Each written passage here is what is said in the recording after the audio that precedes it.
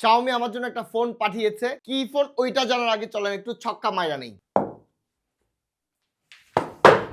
ওকে, বক্সে থাকছে Xiaomi Redmi Note 14 Midnight Black Edition। এখানে আমাকে 128 জিবি পাঠানো হয়েছে।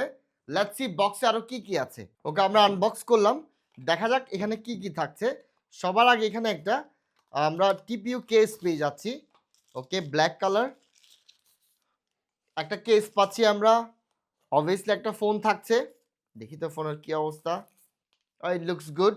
তারপর এখানে আরো আহ হুম এখানে একটা চার্জার পেয়ে যাচ্ছে।